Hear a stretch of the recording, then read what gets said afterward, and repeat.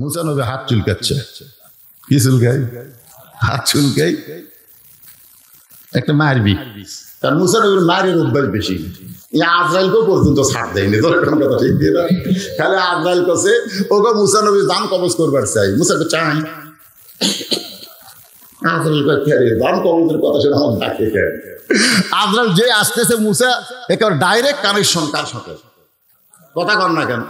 ওই মোবাইল টিপা লাগে না, এই নম্বর টিপা লাগে না, এই নম্বর টিপা ছাড়াই ডাইরেক্ট আল্লাহ আজরাইল আসতেছে আমার দান কবজ করবে, আমি কিন্তু একটা চল মারবো। আল্লাহ বলতেছে আজরাইল কত বড়, তুমি কত ছোট, তোমার এই ছোট হাতের চড় আজরাইল লাগবে। মুসা বলতেছে আল্লাহ তুমি কি মনে করছো আমি একলা মারবো? আল্লাহ তোমার সাথে কি আছে? মুসা বলতেছে বিসমিল্লাহ, বিসমিল্লাহ করে মারবো, না লাগলে তুমি দুর্বল হয়ে যাবা, কারণ আমি তো একলা না, আমার সাথে বিসমিল্লাহ থাকবে।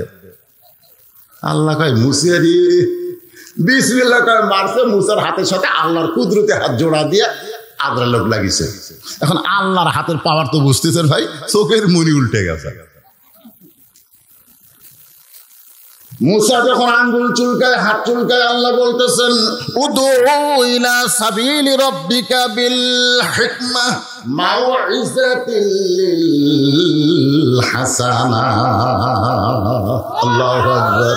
মুসা রে, আমি আল্লাহ কেমন আছি জানার জন্য তোমাকে ফেরাউনের কাছে পাঠাইছি, কিন্তু ফেরাউনকে মারার জন্য নয়। যদি পারো ফেরাউনকে হিকমতের সঙ্গে দাওয়াত দাও। মুসা ডাকতে বলে রে ফেরাউন, তুমি যে জিকির করতেছ আনা রব্বুকুমুল আলা, আমি সবচাইতে বড় আল্লাহ, তুমি যে আল্লাহর দাবি করতেছ, তুমি খাও না খাওয়াও? কারণ আমি যে আল্লাহর দাওয়াত দেই সে আল্লাহ খায় না, সে আল্লাহ খাওয়ায়। আপনারা বলেন তো আমাকে আল্লাহ খায় না খাওয়ায়? আল্লাহ কোরআনে বলেছেন ওমা মিন দাব্বাতিন ফিল আরদি ইল্লা আলাল্লাহি রিজকুহা। পৃথিবীতে এমন কোন বিচরণশীল প্রাণী নাই যার রিজকের ব্যবস্থা আল্লাহ করেনি। ধরে কোন কথা ঠিক? যে এদের আকাশ দিয়ে পাখি উড়ে যাওয়ার সময় পাখি যদি পায়খানা করে মাটি পড়ে একটা গাছ হয়ে যায়, হয় কি হয় না? আপনাকে যত বন বনান্তে যত গাছ, এই গাছকে আপনারা লাগাচ্ছেন, পাখি যাওয়ার সময় পায়খানা করছে, পায়খানা করে একটা গাছ আছে। যেই দেশের পাখির পায়খানা মাটিতে পড়ার সঙ্গে গাছ হয়, সেই দেশে আর যাই হোক কোনোদিন দুর্ভিক্ষ হবে না। বলে কোন কথা ঠিক কিনা? প্রধানমন্ত্রী বুঝবার পারতেছে না, দুর্ভিক্ষ হবে। আসলে দুর্ভিক্ষ হবে না, অন্য কিছু হবে। 23 সালে অন্য কিছু হবে। এখন কি হবে সেটা আমি বলতেছি না, আপনারা বেঁচে থাকলে দেখে পাবেন কি হবে। কিছু হবে না, হবে। আল্লাহ আমাদের নূরের একটা চোখ দিছে, সেই চোখ দিয়ে আমরা দেখতেছি কিছু একটা হবে।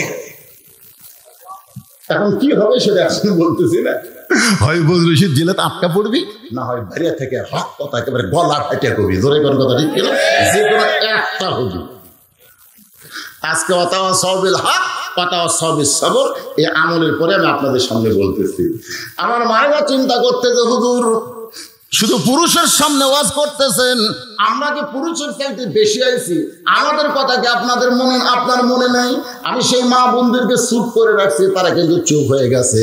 এই মা বোনদের জন্য একটু সামান্য সময় ওয়াজ করবো। ওয়া আমিলুস সালিহা, মায়েদের নেক আমল কি 4-5 মিনিট। আপনারা কি বিরক্ত হবেন? আমার মায়েরা যারা পর্দার অন্তর আছেন শোনেন, মেয়েদের সম্পর্কে আল্লাহ বলেছেন অকরনা ফি বুয়ুতিকুন্না ওয়ালা তাবাররাজনা তাবাররুজাল জাহিলিয়াতিল উলা। কতগুলো মেয়ে মানুষ বুঝলেন? এই শোনেন, আমাদের মাগুলা যদি ভালো হয়, বউগুলা যদি ভালো হয়, লাভ কার? আমাকে লাভ। কতগুলো মেয়ে মানুষ মা ফাতেমার সঙ্গে দেখা করবে, কতগুলো মেয়ে মানুষ দেখা করবে মা ফাতেমার সাথে। তো মা ফাতেমার বাড়িতে এসে দরজা বন্ধ, দরজা বন্ধ, মেয়েগুলো সব দরজার কাছে দাঁড়ায় আছে। মেয়েরা চিন্তা করতেছে ফাতেমার সাথে দেখা করতে আসলাম, দরজা বন্ধ, এখন কি করা যায়? ইতিমধ্যে দেখে ছোট্ট একটা বাচ্চা দৌড়াদৌড়ি করতেছে। মেয়েদের মধ্যে একজন ডাক দিল বাবু, ও বাবু। বলার সঙ্গে সঙ্গে দৌড়াইছে, তোমার নাম কি? বলে আমার নাম হলো হোসাইন ইবনে আলী। মেয়েরা চুপ করছে, কি রে হোসাইন ইবনে আলী, তাহলে এটাই তো ফাতেমার বেটা। তো বলতেছে বাবা আমরা তোমার মায়ের সাথে একটু দেখা করব, তোমার মাও তো বাড়ির দরজা বন্ধ করে রাখছে, তুমি একটু কষ্ট করে তোমার মায়ের কাছে যাও, যে তোমার মার কাছ থেকে অনুমতি নিয়ে আমাদের একটু দেখা করার ব্যবস্থা করো। সঙ্গে সঙ্গে হোসাইন খেলাধুলা বাদ দিয়ে মায়ের সঙ্গে মেয়েদের দেখা করার জন্য বাড়ির মধ্যে ঢুকছে। যে বাড়ির মধ্যে ঢুকছে, ঢোকার এই রাস্তায় হযরত আলী আল্লাহর কোরআন শরীফ পড়তেছে। সুবহানাল্লাহ বলে। হযরত আলী কি পড়তেছে? আল্লাহর কোরআন শরীফ হযরত আলী পড়তেছে।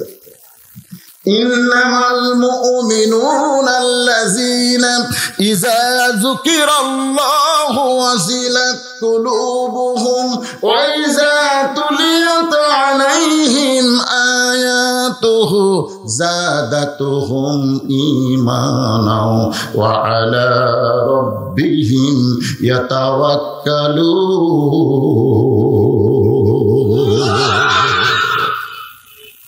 হযরত আলী আল্লাহর কোরআন শরীফ পড়তেছে, ইতিমধ্যে হোসাইন ঢুকতেছে।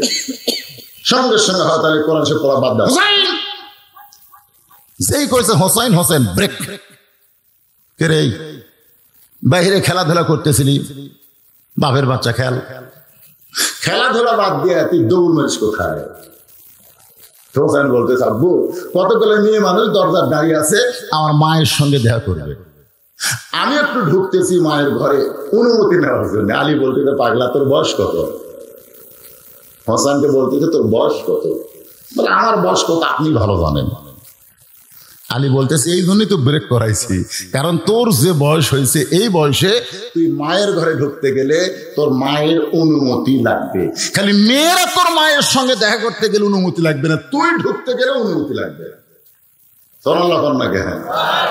কারণ তোমার মা এখন অন্দর মহলে আছে, অন্দর মহলে সবাই ঢুকতে পারে না, ঢুকতে গেলে অনুমতি লাগবে। তোমার বয়স হলো 4 বছর, 4 বছরের ছেলে মায়ের ঘরে ঢুকতে গেলে বলতে হবে মা আমি হোসাইন একটু ঢুকবার চাই।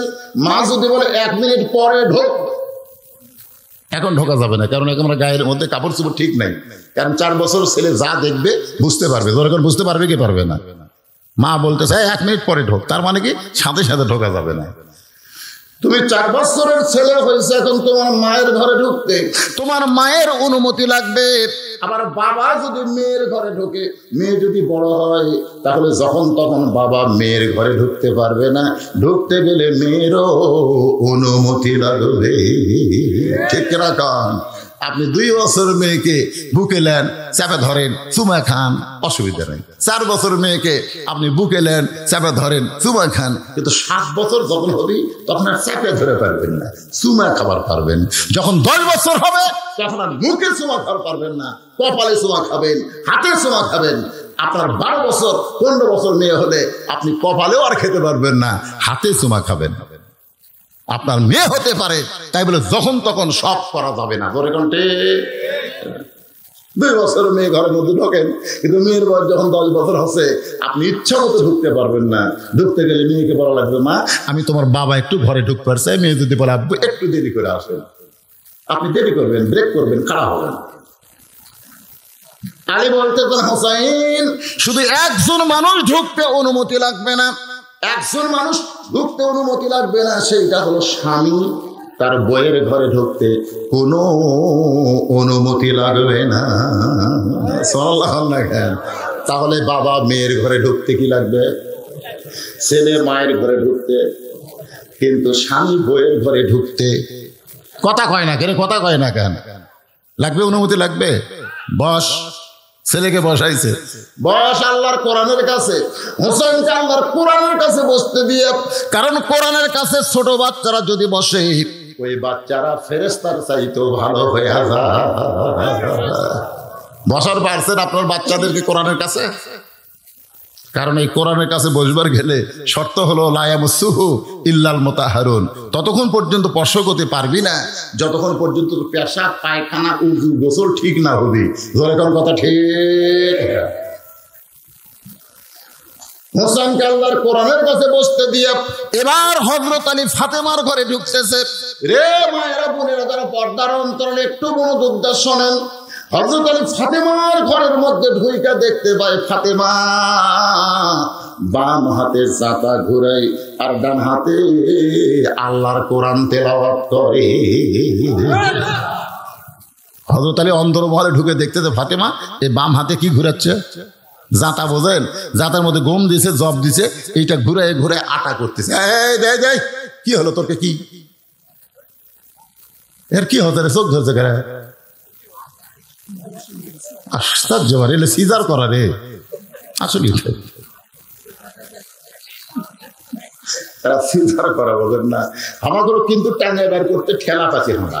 আমার দাদি বলছে ভাই তোর টানে বের করতে গেলে তোর মাথা লম্বা হয়ে গেল, মানে বাড়াই না, সব বাড়াচ্ছে মাথা বাড়ায় না, মাথা এরকম লম্বা হয়ে গেছিল, পরে বাইরে করে থাবড়িয়া থাবড়িয়া থাবড়িয়া মাথা গোল করছে।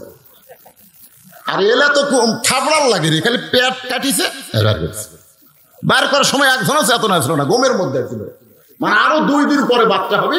ডাক্তার কষায় টাকা খাওয়ার জন্য আগেই পেট কাটো, কষ্ট করার কি দরকার? এই সিজার করাগুলো কোরআনের মাহফিলে বসে থাকতে পারবি না তো। আমি যে কথাগুলো বলতেছি ওয়াল আসরে বর্তমান সময়ের জন্য দরকার আছে না নাই, জোরে করা আছে না, প্রত্যেকটা কথা গুরুত্বপূর্ণ। দরজায় গিয়ে হযরত আলী দেখতে পায় ফাতেমা বাম হাতে জাতা ঘুরাই, জোরে কারণ বাম হাতে কি ঘুরাই, জবের আটা গমের আটা ঘুরাইতেছে জাতার ভিতরে, আর ডান হাতে আল্লাহর কোরআন তেলাওয়াত করতেছে। কোরআনের কয়েকটা আয়াত হাতের মধ্যে নিয়ে ফাতেমা তেলাওয়াত করতেছে। এই দৃশ্য দেখার সঙ্গে সঙ্গে হযরত আলী রব্বানা, সবাই বলেন রব্বানা আতিনা ফিদ দুনিয়া হাসানাতাও ওয়া ফিল আখিরাতি হাসানা ওয়া কিনা আযাবান নার। আল্লাহ, আলী বলতেছে আল্লাহ তুমি আমাকে কি দিছো, আল্লাহ তুমি কি দিছো? আমি ঘরের দরজায় ঢুকে দেখতেছি আমার ভাঙ্গা ঘর আল্লাহর জান্নাত হয়ে গেছে। সুবহানাল্লাহ, জোরে বল। আমি দুনিয়াতে সম্পদ পাইনি, আমি দুনিয়াতে কিছুই পাইনি, আমার মতন গরিব কেউ নাই, কিন্তু তুমি আল্লাহ এমন একটা বউ দিছো, দরজার ঢুকে আমার কলিজা শান্তি রে। আর আল্লাহ আমাকে একটা বউ দিছে রে, দরজা ঢুকলে কলিজাতে আগুন ধরিছে রে। স্টার জলসা জি বাংলা দেখতেছে, আমার বউ স্টার জলসা জি বাংলা দেখার কারণে হিন্দুদের পূজার মধ্যে লোলো লোলো করে বাঁচতেছে। তোর কথা ঠিক কিনা? দরজা ঢুকলে কেমন হয়? আলী বলতেছে আল্লাহ আমার ঘরে সম্পদ নাই, কিন্তু আমার ঘরে এমন একটা বউ আছে যেই বউটা হলো জান্নাত। এক হাতে জাতা ঘুরাই, এক হাতে আল্লাহ তোমার কোরআন তেলাওয়াত করে। সঙ্গে সঙ্গে ফাতেমা চমকে উঠছে, কারণ স্বামী যখন কোরআনের আয়াত তেলাওয়াত করছে, ফাতেমা চমকে উঠে জাতা ঘুরান বাদ, কোরআন তেলাওয়াত বাদ। সঙ্গে সঙ্গে জাতা ঘুরানো বাদ, কোরআন তেলাওয়াত বাদ, দুইটা বাদ দিয়ে স্বামীর সামনে এসে বলতেছে আপনি তো কোরআন শরীফ পড়তেছেন, কোরআন শরীফ পড়তে পড়তে বইয়ের কথা মনে হচ্ছে, আপনি হঠাৎ কেন ঘরের দরজায়? আলী বলতেছে আমি কেন দরজায় সেটা পরের কথা, তুমি জাতা ঘুরান বাদ দিলে, কোরআন তেলাওয়াত বাদ দিলে কেন? ফাতেমা বলে স্বামী আপনি জানেন, স্বামী যখন বইয়ের কাছে আসবে তখন বইয়ের জন্য সমস্ত কাম হারাম, একটাই মাত্র কাজ স্বামীর কাছে খারাপ হওয়া। জোরে কারণ সুবহানাল্লাহ। আলী বলতেছে ঠিক আছে আমি ঘরের দরজা আসলাম, তুমি জাতা ঘুরান বাদ দিলে, দুনিয়া বাদ দিলে, কিন্তু আল্লাহর কোরআন তেলাওয়াত বাদ দিলে কেন? ফাতেমা বলতেছে কোরআন তেলাওয়াত করা হলো নফল, আর স্বামীর কাছে দাঁড়ানো হলো ফরজ। সুবহানাল্লাহ কোন না কেন? এই মায়েরা শোনেন শোনেন।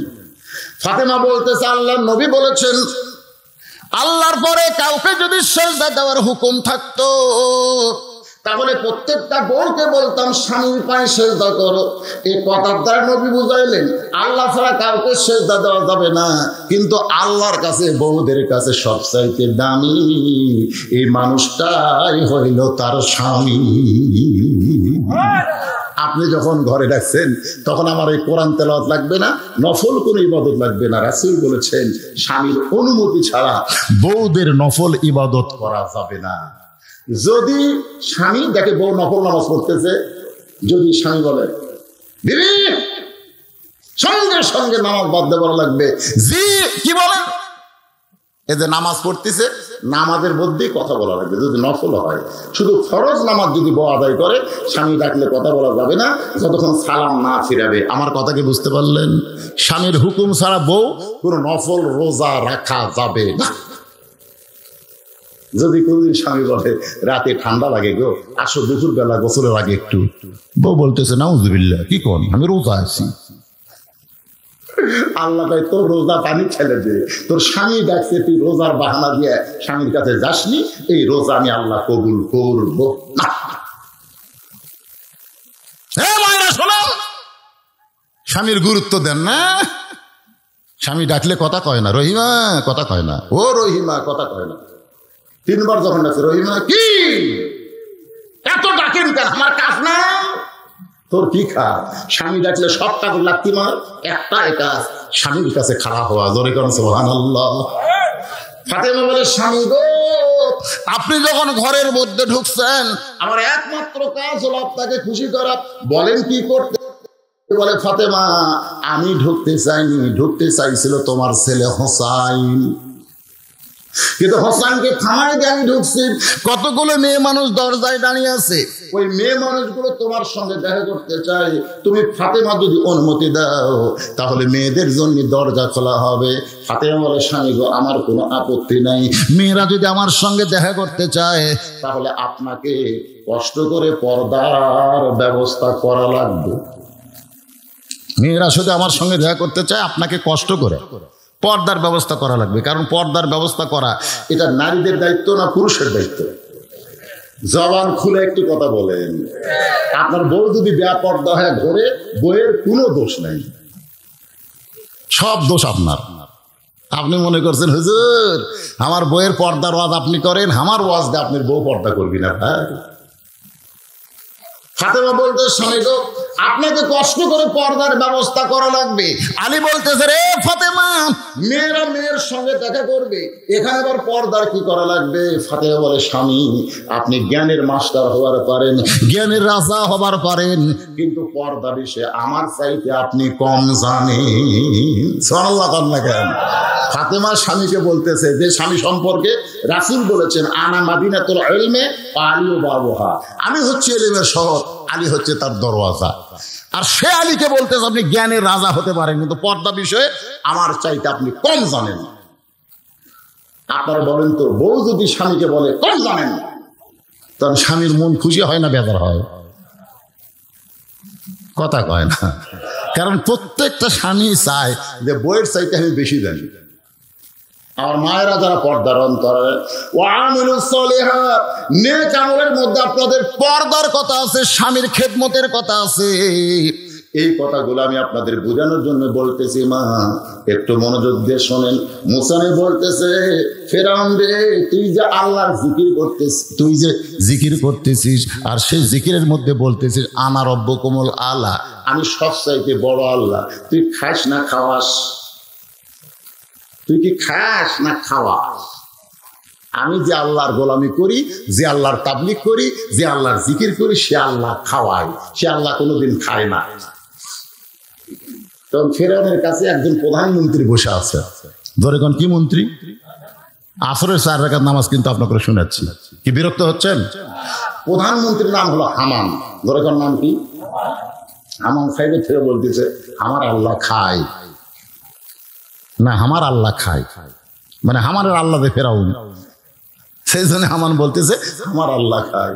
মুসা বলতে, তুই তো ফেরাউনকে নষ্ট করলি রে। আজকে আমাদের বাংলাদেশে এরকম কিছু হামান মার্কা মন্ত্রী আছে যারা জীবনে চেয়ারম্যান হবার পারবি না, বিনা ভোটে এমপি মন্ত্রী হয়, এর কে যা মশানো আছে ভাই। জোরে কোন কথা ঠিক না, মুখে যা আসে তাই কয়। এক হামান মন্ত্রী গত পূজার মধ্যে বলছিল, হিন্দু করো, তোমাদের ঠাকুরকে আমার কথা একটু বলো। মুসলমান মন্ত্রী হিন্দুদের বলতেছে, তোমাকে ঠাকুরকে আমার কথা একটু বলো। শালা চাপাত দুটা মারা দরকার। প্রত্যেক নামাজের রাকাতে লা সালাতা ইল্লা বিফাতিহাতিল কিতাব, নামাজ হবে না সূরা ফাতিহা ছাড়া।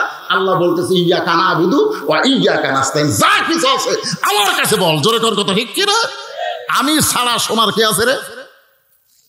তিনটা চৌকিদার আমাকে বললো, হুজুর হিন্দুদের পূজা পড়া দিয়ে আমাকে লাভ আছে। হুজুর কি লাভ ভাই?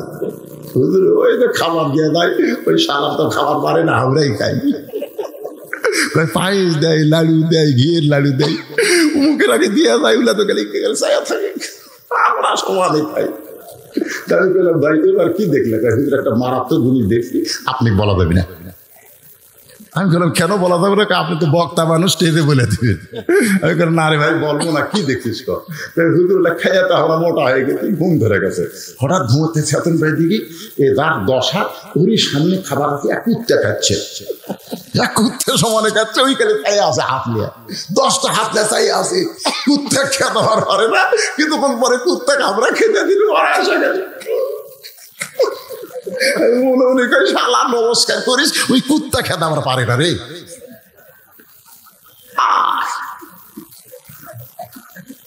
আর আমাকে মন্ত্রী বলতো তোমাকে ঠাকুরের একটু আমার কথা কইও। আরে কলজা চলতেছে, আল্লাহ পরিবর্তন করে দিলে কিছু একটা হবি। জোরে কথা ঠিক কিনা? এখন পারতিস না, খালি অ্যাঙ্গেলে মেরে যাচ্ছি ভাই। আল্লাহর বান্দার একটু মনোযোগ দা কথাগুলো শোনেন। আসরের 4 রাকাত ফরজ নামাজ কেমনে পাইলাম? নামাজটা পড়লে আমাদের লাভটা কি? এরপরে মাগরিব, এরপরে এশা। কারণ মসজিদের কারণে মাহফিল, সেই মসজিদের মধ্যে নামাজ হবে, আর নামাজ নিয়ে গুরুত্বপূর্ণ আলোচনার দরকার আছে না নাই? যদি রাগ করেন, কারণ ঘড়ির দিকে তাকিয়ে দেখেন 11:30 বাজে, রাগ করতেছেন, মন খারাপ করতেছেন, অসুস্থ মানুষের জীবনের শেষ ওয়াজ, আর হয়তো আপনাদের সামনে আসতে পারবো না, এই নিয়তে ওয়াজ করতেছি ভাই। যে ওটা বসা করবেন না, ওটা বসা করলে আমার মনের মধ্যে কষ্ট হবে। আমি এত অসুস্থ নিয়েছে, গোটা শরীর আমার ঘা, গোটা শরীর প্যারালাইসিস হয়ে গেছে, আমার শরীরে ঘা হয়ে গেছে। ওয়াজ করা খুবই কষ্ট, তারপরে করতেছি। আপনার যদি ওটা বসা করেন, একজনে ওঠেন না এখনো, যদি ওটা বসা করেন তাহলে আমার খুবই কষ্ট হবে। উঠবেন, আচ্ছা ঘুমাবেন, ঘরে কারণে ঘরে কারে বসো বসো বাবা, আসরের ওয়াজ হচ্ছে রে, আসরের। ওয়াল আসরি ইন্নাল ইনসানা লাফি খুস ইল্লাল্লাযীনা আমানু ওয়া আমিলুস সলিহাতি ওয়া তাওয়াসাউ বিল হক ওয়া তাওয়াসাউ বিস সাবর। সূরা আসর। এখন যে নামাজের ওয়াজ হচ্ছে, নামাজের নাম কি? হামান বলতেছে আমার আল্লাহ খায়। মুসা বলতেছে হামান রে, তোর জন্যই তুই নষ্ট হতো। যে আল্লাহ খায়, খাওয়ার মধ্যে যদি কম বেশি হয় খেলা আছে। আমাকে ডাক্তার বলছে আপনার এত রোগ হওয়ার কারণ হলো খাওয়ার মধ্যে কম বেশি। আপনার ডায়াবেটিস আছে, আপনি জানেন না? জানি তো। মুখের দই দিলা খান কেন? গরুর গোস্ত দিলে খান কেন? খালি শাক খাবেন, ডাল ঘাটি খাবেন, এটা খাবেন, ওরা খাবেন, মাটির তলকার জিনিস খাবেন না, ওপরে জিনিস খাবেন। আমি কই ভাই যেগুলা খাওয়া নিষেধ করতেছি এগুলাই খালি খাওয়ার মন চায়। এই জন্য আমাকে একজন গরুর গোস্ত দিচ্ছে আজকে। বলে ভাই দেখা চলবি, খাওয়া চলবি না। কারণ খাওয়ার মধ্যে কম বেশি করলে বিপদ আছে। যেরকম আছে না নাই, নিজের বাড়িতে 600 টাকা কেজি গোস্ত, 1 কেজি গোস্ত 4 কেজি আলু, বউ তরকারি পাক করে দিছে, ওই আলু দিয়ে 2 থালি খেয়ে বলতেছে আলুর মধ্যে কি স্বাদ রে। বউ কয় না, এত কষ্ট করে গোস্ত কিনে আনছে, 2 টুকরা খান। বগুনের বেটি, গোস্ত খাওয়া লাগবে না, ঠিক আছে। বউ জোর করে 1 টুকরা গোস্ত দিছে, ওই 1 টুকরা গোস্ত দিয়ে 8 গাছ ভাত খাবে। মানে কামড় দিয়ে গোস্ত থই ভাত খায়, কামড় দিয়ে গোস্ত থই ভাত খায়। 1 টুকরা গোস্ত 8 গাছ খাচ্ছে। পরের দিনেই লোকটা অন্য এক বাড়ির দাওয়াত পাচ্ছে, 4 কেজি গোস্তের মধ্যে 1 কেজি আলু। গোস্ত হলো 4 কেজি, আলু হলো 1 কেজি। আর সামনে যখন গোস্ত তরকারি দিয়েছে, ভুল করে একটা আলু আছে, সে আলু বম থেকে খেয়ে দিচ্ছে। নিজের বাড়িতে আলু দিয়ে কয় থালি খাচ্ছেন, আর পরের বাড়িতে আলু একটা আছে, সবই গোস্ত, একটা আলু তুলে খাচ্ছে। বাড়িতে 1 গাছ গোস্ত 8 গাছ ভাত খায়, আর পরের বাড়িতে 1 গাছ ভাতের মধ্যে 4 পিস গোস্ত ঢুকে। ভাত খায় আর ভাত খায়, খালি গোস্ত খায়, খালি গোস্ত খায়। কারণ জানি নিজে হলো কিনা গোস্ত, পরের বাড়ি ফ্রি খাওয়া। এই ফ্রি খাওয়া মানে টুটি পর্যন্ত খাচ্ছে। আল্লাহ রাসূল কইছে খাওয়ার সময় 3 ভাগ করো, 1 ভাগ খাদ্য, 1 ভাগ পানি, 1 ভাগ ছাঁকা। এই তরিকায় যদি খাও, তোমার কোনোদিন এই বুকের চাইতে পেট উঁচা হবে না। কিন্তু আমরা খাবার বসে ইচ্ছা মতো খাই, একসময় দেখা যাচ্ছে বুক এটি পেট এটি, মনে হয় 10 মাসে পথে। ধরে কোন কথা ঠিক কিনা? কেন মরদ মানুষের পেটে বড় হবি খাই। তো এখন খাচ্ছে ভাই, সেই খাওয়া খাচ্ছে। এখন পেটের যে কল কবজা আছে 250 গ্রাম হজম করা পারে, কিন্তু ঢুকেছে 700 গ্রাম। তো কল কবজা বলতেছে আল্লাহ এমন গুদাম করছে আমরা তো হজম করে পারতেছি না। আল্লাহ তো স্ট্রাইক কর, স্ট্রাইক কর। এই হজম করার যন্ত্র স্ট্রাইক করছে, গোস্ত পছন্দ হচ্ছে। এখন মধ্যে ধুমা ঢেকুস মারতেছে। আশেপাশে লোকজন কয় কে রে, তোর ভোটের থেকে পচা পচা গন্ধ পাড়াই কে, মানে হজম হয়নি, পচে গেছে। তুই তো বাঁচবি না, তোর ঘুমা ঢেকুস হয়। তাড়াতাড়ি ডাক্তারের কাছে, ডাক্তারের কাছে গেলে হজমি জারক জাইমেট একজন ছেলে কাছে একসঙ্গে স্পিরিট আর টাইগার খান। স্পিরিট, টাইগার, 7 আপ, পেপসি সব খাওয়ার কারণে আপাতত যেগুলো পচা গেছিল এগুলো সব পানি হয়ে গেছে। ধরে কোন কি হয়ে গেছে?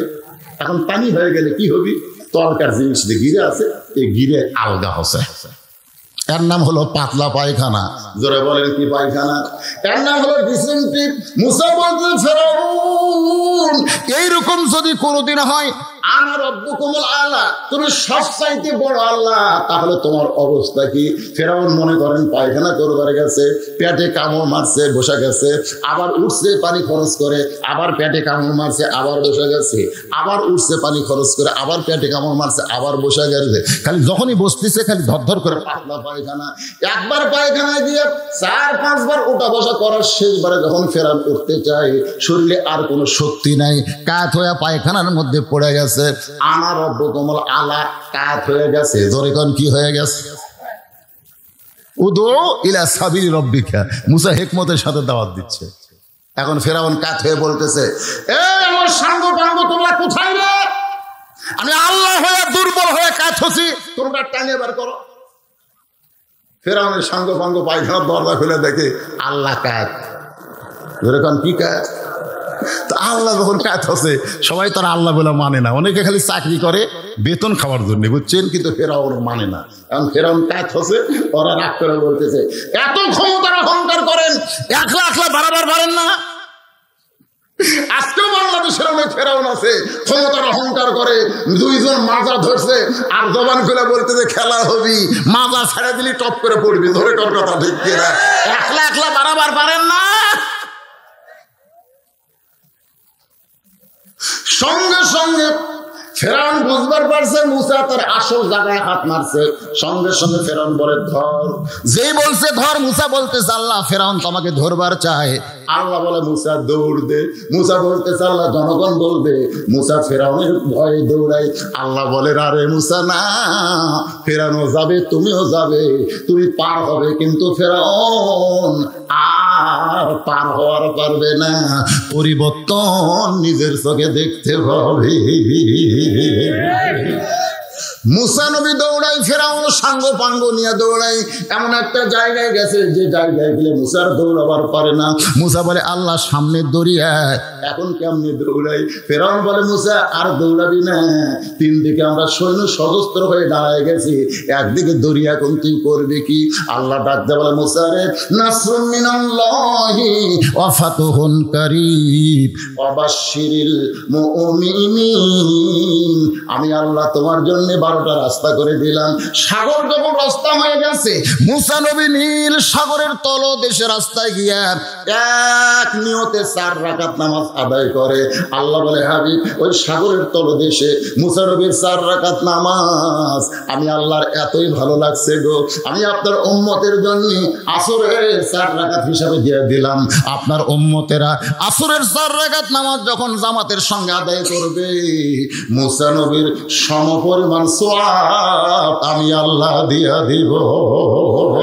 লিল্লাহি তাকবীর। নবী কয় আল্লাহ আসরের 4 রাকাত নামাজ পড়লে মুসা নবী নীল দরিয়ার তলাত নামাজ পড়ার সমান সওয়াব। এইটা যদি আমার উম্মতেরা খালি একবার শোনে, এরা জীবন যাবে কিন্তু আসর কোনোদিন কাজা করবে না। আমি নবী ওয়াদা দিলাম, আল্লাহর কাছে নবী ওয়াদা দিয়েছে রে লাইলাতুল মিরাজে। 5 ওয়াক্ত নামাজের কয় ওয়াক্ত হলো? ফজর, জোহর, আসর, মাগরিব, এশা। কারা কারা শুনবেন? আল্লাহ খাদ দেখান, দেখান, হাত টান টান করে দেখান, হাত নামান, হাত নামান। আমি কিন্তু ওয়াদা করলাম এই মাগরিব এশার নামাজের কথা বলে তারপর আখিরে মোনাজাত করবো, এটা আমার ওয়াদা। আপনারা ওয়াদা করেন, এটা না শুনে আপনারা কারা কারা যাবেন না হাত তুলে দেখেন, ওয়াদা করেন দেখি, হাত তোলেন। আচ্ছা, হাত নামান। ওয়াদা কিন্তু করছেন। আল্লাহ কোরআনে বলছে লিমা তাকুলু মালা তাফালুন। 2 হাত তোলা ওয়াদা করলো, কিন্তু শেষ পর্যন্ত ওয়াজ শুনলো না। এরা হলো টাটকা মুনাফিক। কি মুনাফিক? টাটকা বোঝেন? টাটকা 22টা একটা ভেনো, টাটকা একটা ভেনো। এখন যদি আপনারা ওয়াজ শেষ পর্যন্ত না শুনে ওঠেন, তাহলে আপনারা কি মুনাফিক হবেন? কি মুনাফিক? আমি কিন্তু বলেছি আমি না বলে যাব না। আপনারা হাত তুলে করছেন না শুনে। ওই যে একজন উঠছে, এখন উঠছে দেখেন না। যদি ওঠে ওই কি মনে করতেছে? ওই কি মনে করতেছে? ওই হাঁটে হাঁটে বাড়ির যাওয়ার আগে আল্লাহ হাসপাতালে নিয়ে পারে না, পারে না। কাউসারির মতন বক্তা বোধ হয়ে গেছে, রাত দূরের সময় বাড়িতে আসছে। বউ তো খালি চিন্তা করছে। বউ 1টার সময় দুধ গরম করে তোছে, স্বামী আসলে 2 জন মিলে গরম দুধ খায়। সত্যি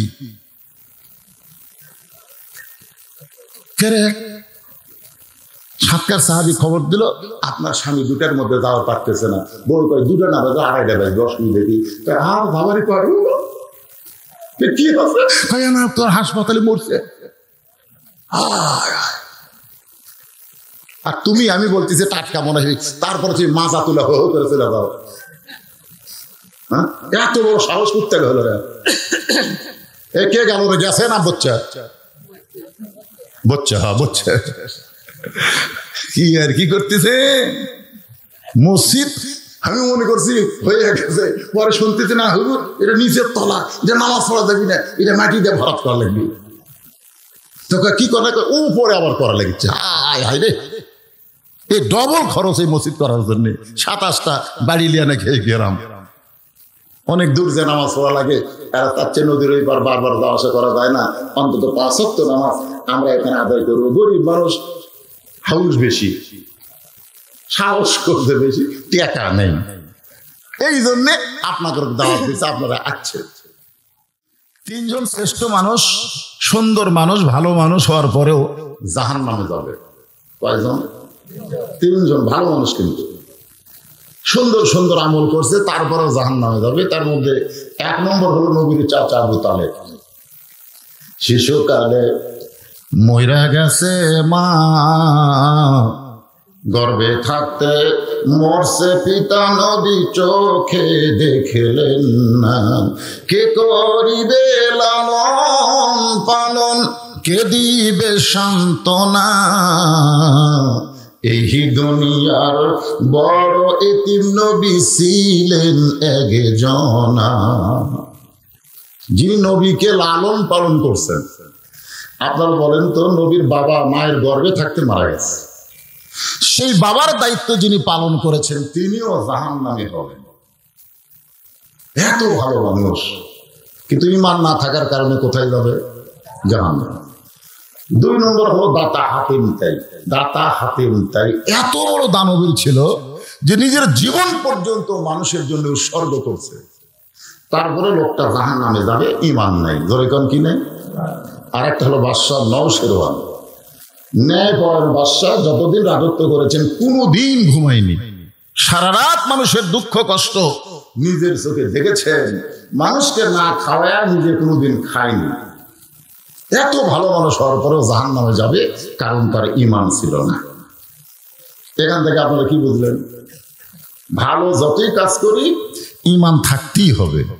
এখন আমার সামনে আমরা যারা বসে আছি, আমি সহ সবাই, আমাদের কি ঈমান আছে? সবাই জোরে বলা লাগতো। এখন যেভাবে টানে টেনে বলতেছে মনে হয় ভেজাল আছে। ভেজাল?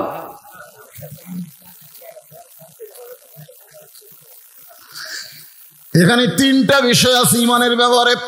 1 নম্বর হলো ইকরার বিল লিসান, জবানে বলতে হবে লা ইলাহা ইল্লাল্লাহ। ইকরার বিল লিসান, জবানে বলতে হবে। দুই নম্বর হলো তাসদিক বিল জানান, শুধু মুখে বললে হবে না, আপনার দেহের মধ্যে সবচাইতে দামি জায়গা কলিজার মধ্যে এইটাকে সেট করা লাগবে। বলতে হবে জীবন দেব কিন্তু ঈমান দেব না। কলিজার মধ্যে যখন ঈমান সেট হবে তখন আমরা কি বলবো? কথা কয় না, জীবন দেব কিন্তু ঈমান দেব। বর্তমানে আমাদের অবস্থা কি? বাতিলের সঙ্গে আপোষ করে আমরা বেঁচে আছি। এখন কথা ঠিক কিনা?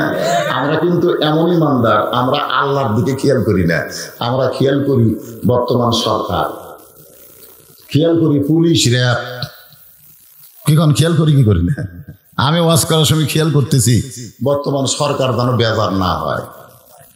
আমি খেয়াল করতেছি ওয়াজ করে এখান থেকে যেন বাড়ির যাবার পারি। কিন্তু আমার ঈমান যদি কলিজার মধ্যে থাকতো, সরকারকে আমি খেয়াল করতো না, আল্লাহর খেয়ালে ওয়াজ করতাম, পুলিশরা ধরার চিন্তা করতাম না, আজরাইল ধরার চিন্তা করতাম। ধরে কোন কথা ঠিক না? এখন আপনারা বলেন আমাকে এই কলিজার মধ্যে ঈমান আছে, খালি মুখত আছে। এ বাবা মুরব্বী, এই যে বাজান শোনেন, আমাকে ঈমানটা কি খালি মুখে থাকলে হবে না ভিতরে সেট করা লাগবে?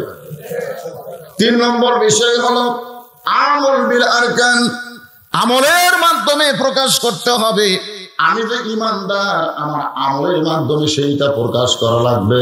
আপনাদের কাছে আমার প্রশ্ন হলো, ঈমান গ্রহণ করার পরে এক নম্বর আমলের নাম কি? না, ঈমানের পরে যে আমল বিল আরকান ও আমিলুস সলিহা, সূরা আসরের 2 নম্বর পয়েন্ট, নেক আমল। ঈমান গ্রহণ করার পরে এক নম্বর আমলের নাম কি? আরে নেক আমলের মধ্যে এক নম্বরের নাম কি? সবাই জোরে কর না, আরো জোরে, জোরসে বলুন, জোর হলো না, আরো জোরে। এই যেখানকার কয় ছেলে সেই জোরে কছে। কে বাবা মাগরিব এশার নামাজ পড়ছেন? আপনাদের কি মনে হচ্ছে কেমন নামাজ ফরজ হয়নি? কখন নামাজ ফরজ হয়? কখন? 7 বছর থেকে নামাজের তালিম দেওয়া লাগবে। 10 বছর থেকে জোর করে তাকে নামাজ ধরাতে হবে। মাগরিবের নামাজ বাদ দিয়ে যারা ওয়াজ শুনতেছেন, ফজরের আগে যদি আপনি মারা যান, আপনার যত ঈমান মজবুত হোক না কেন, আপনি জান্নাতে যাওয়ার পারবেন? যদিও যান, ফিরে আসা লাগবে। আল্লাহ হয়তো দয়া করে সবাইকে বলবে যাও, সবাই জান্নাতে যাও। যেই বলবে সবাই জান্নাতে যাও, আমরা তো সেই দৌড়। জান্নাতের দরজার কাছে যাই দেখবো হিয়া বড় একটা তালা। দরজা কি দিয়ে? তালা আটকান। আল্লাহ বলতেছে জান্নাতে যাও। তো আমরা যারা নামাজ পড়েছি তারা জান্নাতে ওই তালার কাছে চাবি ঢুকাবো। কিন্তু যারা নামাজ পড়েনি ওরা খালি বলবো আল্লাহ আমাকে তো চাবি নেই। তো চাবি নাই কেন? আল্লাহ রাসূল বলেছে আসসালাতু মিফতাহুল জান্নাহ, নামাজ হচ্ছে বেহেশতের চাবি। আমরা তো নামাজ পড়িনি, তাহলে পায়েও ফিরা যা। আবার ওই যাকে চাবি আছে তারা কতগুলো চাবি ঢুকাবি বুঝবেন, কিন্তু ঘুরবি না। এরকম ঢুকলো ঘরে না, ঘরে না, তো না ঘুরলে তো তালা খুলবি না। তো কয় আল্লাহ আমাকে চাবি ঢুকছে কিন্তু ঘোরে না। আল্লাহ কয় দেখ তো 5টা দাগ আছে, চাবির মধ্যে 5টা দাগ আছে। তখন দেখবে না রে আমাকে চাবি তো দাগ নাই, তোরা খালি দুমা মারছে, তারা খালি দুমা মারছে। খালি যারা জুমার নামাজ পড়েছে 5 ওয়াক্ত পড়েনি, এরাও জান্নাতের দরজার যে ফেরত আসা লাগবে, এরাও ঢুকতে পারবি না। কিন্তু যারা 5 ওয়াক্ত নামাজ ধরেছে, এদের চাবির মধ্যে 5টা দাগ থাকে, খালি দূরে এর একটা শব্দ কট্টস করে শব্দ প্রাক করে খুলে দিবে। খুশি না বেজার? সবাই খুশি হননি, কারণ সবাই তো 5 ওয়াক্ত পড়তেছেন না, খুশি কেমনে হবেন? তাহলে ঈমানের পরে 1 নম্বর আমল, নেক আমলের মধ্যে 1 নম্বর আমল হলো নামাজ। জোরে বলেন নাম কি? আল্লাহ রাসূল বলেছেন লা সালাতা লা ঈমানা, যার নামাজ নাই তার ঈমান নাই। যার নামাজ নাই তার কি নাই? আল্লাহ রাসূল বলেছেন বাইনাল আবদি ওয়াল কুফরি তারকুস সালাত, বান্দার কাফের মধ্যে পৃথক করার জিনিসটার নামই হলো নামাজ। যারা নামাজ আদায় করবে তারা আল্লাহর বান্দা হবে, আর যারা নামাজ পড়বে না তারা হবে কাফের। এটা কি আমার কথা না রাসূলের কথা? আমি যেই বলবো বেনামাজি আপনারা বলবেন কাফের, বলতে পারবেন না ভাইজান? বেনামাজি বেনামাজি। এখন মাগরিব এশা যারা পড়েননি এরা কি? আরো জোরে জোরসে বলুন। আগেবার যেভাবে বললেন এখন আর জোর সেরকম জোরে হচ্ছে না, কারণ এখানে অনেক আছে মাগরিব এশা পড়েনি। আচ্ছা, মাগরিব এশা না পড়লেন, আজকে ওয়াজের পরে নেক আমলের ওয়াজ শোনার পরে, কেবল তো শুরু করলাম, শোনার পরে যদি কেউ নিয়ত করে আল্লাহ যা করছি ফজর থেকে আর নামাজ ছাড়বো না, আল্লাহ তাই তোর বাকি জীবনের নামাজ না পড়ার সমস্ত গুণ আমি আল্লাহ মাফ করে দিলাম। আল্লাহ পারে কি পারে না? তাহলে আজকের নেক আমলের ওয়াজ শোনার পরে ফজরের নামাজ থেকে যদি আমরা নামাজ শুরু করে দেই, তাহলে আল্লাহ নামাজ না পড়ার অপরাধে যত পাপ হয়েছে সমস্ত পাপ আল্লাহ মাফ করে দিবেন। কারণ আল্লাহ বলেছেন লা তাকনাতু মির রাহমাতিল্লাহ ইন্নাল্লাহা ইয়াগফিরুয যুনুবা জামিআ ইন্নাহু হুয়াল গফুরুর রাহিম। আল্লাহ যখন নবীকে 5 ওয়াক্ত নামাজ দিচ্ছেন, এই দুনিয়ার কোন জায়গায় কিন্তু আল্লাহ নবীর নামাজ দেয়নি, নামাজ দিচ্ছে আল্লাহর বাড়িতে। সুবহানাল্লাহ। মানিস তাওয়া আলাল আরশ, আল্লাহ যে আরশে আছে সে আরশের ঘরের মধ্যে আল্লাহ নবীকে 5 ওয়াক্ত নামাজ দিলেন। প্রথম নামাজ হচ্ছে ফজরের নামাজ। যখন কোন নামাজ? 5 ওয়াক্ত নামাজের মধ্যে আমরা শুরু করি ফজর দিয়া। যখন কি দিয়া? ফজর। অবশ্য আজানে দুটা শব্দ বলা হয়, একই শব্দ দুইবার বেশি বলা হয়। শব্দ কি আপনারা জানেন? আসসালাতু খায়রুম মিনান নাওম। এই শব্দ শোনার সঙ্গে সঙ্গে পৌষ মাসে ল্যাপ তোষকের মহব্বত বেশি না নামাজের মহব্বত বেশি? এটা আপনাদের কাছে। অনেক যুবক আছে এই আজানের আগে আসলে 3.5 হাত, যে আজান শুরু হয় ওই 2.5 হাত। কয় হাত? 2.5 হাত। 2.5 হাত মানে কেন? ওই যে ল্যাপের তলে কম্বলের তলে আছে, আজান শুনবে না, আজান ওর কাছে খারাপ লাগে, কানের মধ্যে ঢুকতেছে, এই জন্য কম্বল মাথার উপর তুলে দেয়। যে কম্বল মাথার উপর তুলে দিয়েছে পাও বার হচ্ছে, পাও কি করবে? পাও টেনে বুকের মধ্যে জুড়ে ধরে। আপনি বাড়া থেকে দেখবেন মনে হয় চাউলের বস্তা ঠেকাত হচ্ছে, কিরে মাথাও নাই পাও নাই, গেল কোথায়? কম্বল টান দিয়ে দেখেন কম্বলের তলে ওর সাইজ আর সকালবেলা সাইড টিমে কুত্তের সাইজ একই সাইজ। আমি এক ওয়াজে বলছিলাম যে ফজরের নামাজ কাজা করে ল্যাপের মধ্যে শুয়ে থাকে যারা, এরা কুত্তে। যেই কইছি ভাই ও মাত্রই 4-5টা কুত্তে দৌড়াচ্ছে। কুটি যারা ছিল এরা এসে খালি এই সামিনা সাইডে হু হু করা শুরু করলো। আমি কইলাম কে রে, কুত্তা খেপলো কে? আমি তখন বুঝলাম সুম্মা রদাত নাহু আসফালা সাফিলিন। এই ফজরের নামাজ কাজা করে ল্যাপের মধ্যে যারা কুত্তের মতন শুয়ে থাকে, এই কথাটা বলাতে কুত্তা রাগ করছে। কারণ এরা কুত্তা না, কুত্তার চাইতো জঘন্য। যেই বলছি সুম্মা রদাত নাহু আসফালা সাফিলিন, এরা কুকুরের চাইতো জঘন্য, সাথে সাথে কুত্তা সরে গেছে। কারণ কুত্তা লোকমা দিছে, হুজুর আমরা কুত্তা হতে পারি কিন্তু বেনামাজের মতো আমরা খারাপ না। তাহলে কি বুঝলেন? কুত্তার সাথে এদেরকে তুলনা দেওয়া যাবে না, এরা কুকুরের চাইতেও জঘন্য। তুমি রাত 1টার সময় ব্রাজিলের খেলা দেখতে পারো, আর্জেন্টিনার খেলা দেখতে পারো, আর আজান শোনার মধ্যে তুমি ল্যাপের মধ্যে কোকর হও। এই যুবক, আল্লাহ তোমাকে ছাড়বে না। মেসি কিভাবে গোল করলো, কোন কর্নার থেকে গোল করলো, কিভাবে গোলের বল তৈরি করে দিল। তুমি সকালের 4টায় বয়ান করো, কয়টার সময় খেলা হয়েছে? এই কয়টার সময় খেলা হয়েছে? রাত 1টার সময় তুমি সব দেখলে, আর আজান শুনে যখন ফজর আজান দেয় তোমার কমপ্লিট ঘুম হয়ে গেছে। আর ঘুম পারলে তোমার মধ্যে ব্যারাম ঢুকবে, রোগ ঢুকবে। এই জন্য আল্লাহ তোমাকে চেতন করতেছে, কারণ অলিয়ালিল ফজর, ফজরের নিঃশ্বাসটা তোমার দেহের জন্য বড় উপকারী। জোরে করেন সুবহানাল্লাহ। এই ফজরের 2 রাকাত ফরজ নামাজ আল্লাহ যখন নবীরে দিচ্ছেন, নবী বলতেছে আল্লাহ রাতের ঘুমকে আরামের ঘুমকে হারাম করে দিয়া এত সুন্দর ঘুমকে বাদ দিয়া আমার উম্মতেরা ফজরের 2 রাকাত নামাজ যদি আদায় করে আপনি কতটুকু খুশি হবেন? এই তিনটা কে রে? এই পিচ্ছেরা কে? আপনারা কিছুই কর না কেন? কিছুই কর না কেন? এত রাত্রে ওকে ছেড়ে দেন কেন? এত রাত্রে একটা গরু মুরগি যদি ছেড়ে দেয় কেউ পাবি পাবি? আপনার কম তো এত রাত্রে কেউ গরু মুরগি ছেড়ে দিবে? এই আপনাকে এমন বোকা কে আছে যে এই রাত্রে গরু ছেড়ে দিবি, মুরগি ছেড়ে দিবি, হাত ছেড়ে দিবি? কখন দেয়? সকালে দেয়। এত রাত্রে যে ছোট ছোট 3টা বাচ্চাকে আপনারা ছেড়ে দিচ্ছেন,